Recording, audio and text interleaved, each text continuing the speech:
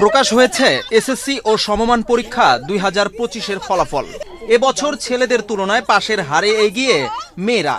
শুধু এবছর নয়, 2020 সাল থেকে এই পরীক্ষায় একই রকমভাবে এগিয়ে যাচ্ছে মেয়েরা। এখন প্রশ্ন, কেন মেয়েরা এগিয়ে থাকছেন পরীক্ষার ফলাফলে? যদিও বিশেষজ্ঞরা মনে করেন মেয়েদের এগিয়ে থাকার মূলে রয়েছে বাংলাদেশের সমাজ ব্যবস্থা। খুব ভালো লাগছে। আল্লাহর কাছে আমি আসলে অনেক কৃতজ্ঞ যে এত সুন্দর এত ভালো রেজাল্ট করছে। রেজাল্ট কি এসেছে? Golden A+।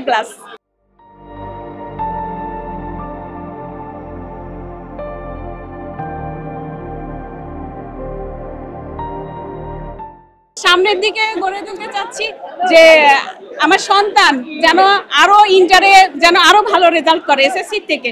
10 বছর সাধনার পর এটা খুব 10 জুলাই বৃহস্পতিবার প্রকাশিত হয়েছে এসএসসি ও সমমান পরীক্ষার ফলাফল। এতে দেখা গেছে এবছর সকল বোর্ডে পাশের হার 68.45%। পাশাপাশি মেয়েদের পাশের হার 71.03%।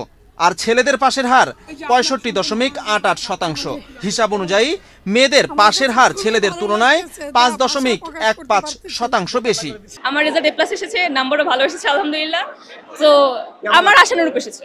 অবশ্যই পরিবারের অনেক সাপোর্ট ছিল। আমি আমার মা বাবাকে ধন্যবাদ দিতে চাই, আমার দাদি আছে দাদিকে ধন্যবাদ দিতে চাই। আমার পরিবার আমাকে খুবই সাপোর্ট করেছে, সাথে আমার আত্মীয় স্বজন যারা আছে সবাই আমার জন্য সাপোর্ট করেছে খুব। আর সেই সাথে আমি আইডিয়াল স্কুলের সকল টিচারদেরকে আমি থ্যাংক ইউ জানাতে চাই, কারণ ওনারা আমাকে অনেক হেল্প করেছেন। মেধা হলো অনেক বড় জিনিস। আমরা ভাই কোনো জায়গায় কোটা দিয়ে ভাই কোনো কিছু করতে চাই না, আমরা নিজেদের মেধা কাজে লাগিয়ে ভাই আমরা বড় হতে চাই। এদিকে 2020 সাল থেকে 2024 সাল পর্যন্ত টানা 5 বছরে এসএসসি পরীক্ষার ফলাফল বিশ্লেষণ করে দেখা গেছে 2020 সালে এসএসসি ও সমমান পরীক্ষার পাশের হারে ছেলেদের তুলনায় মেয়েরা এগিয়ে ছিল 2.47%। এছাড়াও 2021 সালে 1.81%, 2022 সালে 0.55%, 2023 সালে 3.01% এবং 2024 সালে ছেলেদের তুলনায় মেয়েরা পাশের হারে এগিয়ে ছিল 2.9%। বিশেষজ্ঞরা মনে করেন আমাদের সমাজে মেয়েরা পড়ালেখায় ভালো না হলে পরিবার বিয়ে দিয়ে দেয়।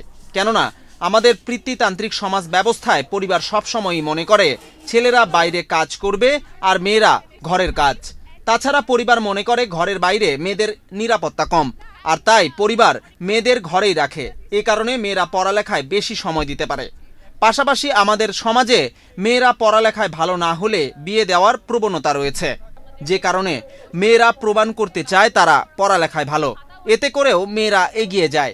এছাড়াও দেশের সরকার বিভিন্ন সময়ে মেয়েদের জন্য আলাদা কিছু পদক্ষেপ গ্রহণ করেছে, যা তাদের এগিয়ে নিয়ে যাওয়ার পেছনে আরেকটি কারণ বলেও বিশেষজ্ঞরা মনে করেন। বিজন কুমার, ডেস্ক রিপোর্ট, বাংলাদেশ প্রতিদিন।